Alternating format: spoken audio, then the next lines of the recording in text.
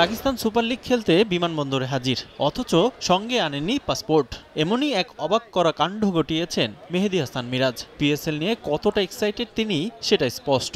অবশেষে আধা ঘন্টা অপেক্ষার পর পাসপোর্ট হাতে পেয়ে লাহোরের বিমান ধরেন মিরাজ। নতুন অভিজ্ঞতা কাজে লাগাতে মুখিয়ে আছেন ২৭ বছর বয়সী এই ক্রিকেটার। পিএসএল এ সুযোগটা কাজে লাগিয়ে সংযুক্ত আরব আমিরাত ও পাকিস্তান সিরিজে স্কোয়াডে না থাকার আক্ষেপ ঘোচাতে চান এই অলরাউন্ডার। টি-20তে স্কোয়াডে থাকলে আমি তো পিএসএল খেলতে যেতে পারতাম না, সো আমার জন্য একটা অপরচুনিটি তৈরি হয়েছে। বাট আমি এটা পজিটিভলি নিচ্ছি, অনেক এক্সাইটেড যে পিএসএল এর মতন এরকম একটা টুর্নামেন্ট খেলতে যাচ্ছি এবং যেখানে কোয়ার্টার ফাইনাল খেলা।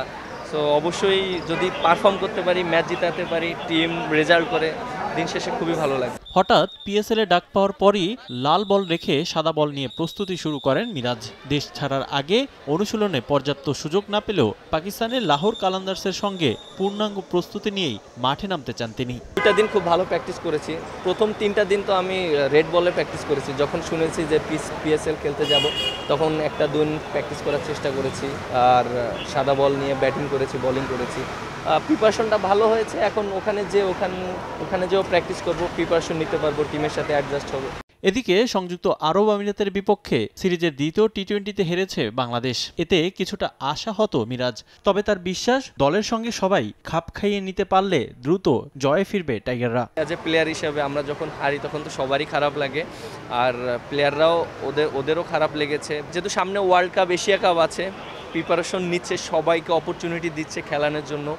আর আমার কাছে মনে হয় যে অপরচুনিটিটা সবাই কাজে লাগানোটা খুবই ইম্পর্টেন্ট। বিশেষ করে দেখেন যে কিছু প্লেয়ার অনেক দিন পর টিমে এসে অ্যাডজাস্ট করাটা, যে টিমের সাথেই খেলা হোক না কেন, অ্যাডজাস্ট করাটা খুবই ইম্পর্টেন্ট।